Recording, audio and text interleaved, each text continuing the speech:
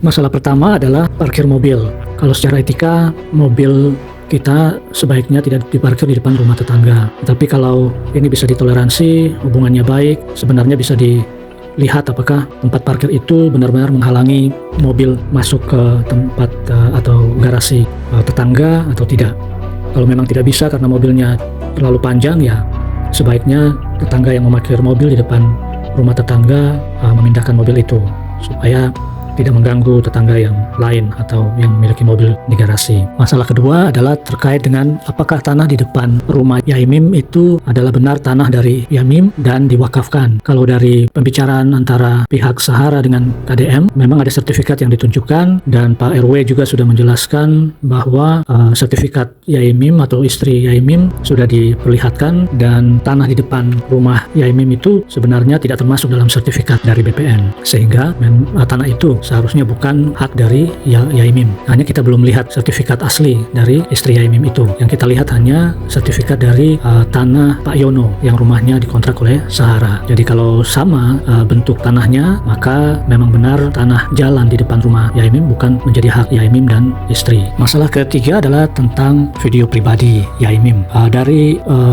pertemuan pihak Sahara dengan KDM terungkap bahwa ada video pribadi Yaimim yang diambil oleh pihak Sahara dan disimpan di dalam laptop pihak Sahara dan mau ditunjukkan kepada KDM. Nah, ini sebenarnya Sahara sebenarnya membuka peluang bisa dituntut secara pidana karena mengambil video pribadi atau data pribadi orang lain yang seharusnya itu tidak diperbolehkan oleh hukum. Ini tercantum di dalam Undang-Undang ITE, sehingga ini sebenarnya menjadi bumerang bagi Sahara sendiri dengan menunjukkan adanya video pribadi orang lain di dalam laptop beliau, dan ini disampaikan secara publik sehingga semua orang tahu, sulit untuk dibantah. Masalah keempat adalah terkait klaim pelecehan yang diceritakan oleh Sahara bahwa Yaimim melecehkan dia secara verbal 4 kali. Dari sisi hukum tentu harus bisa dibuktikan, tidak hanya bisa disampaikan saja secara verbal, tapi kalau tidak dibuktikan, tidak bisa dibuktikan, ini bisa menjadi bumerang juga bagi Sahara, di mana Yaimim kemudian bisa melaporkan pencemaran nama baik. Ada beberapa informasi juga yang disampaikan pihak Sahara kepada KDM yang tidak sejalan dengan fakta video-video yang beredar di sosial media. Seperti misalnya Sahara mengatakan bahwa dia tidak menendang atau mereka tidak menyentuh atau tidak menendang Yaimim. Padahal di dalam video yang dikeluarkan oleh Rose, istri dari Yaimim, terlihat jelas bahwa Sahara sempat menendang, walaupun bukan menendang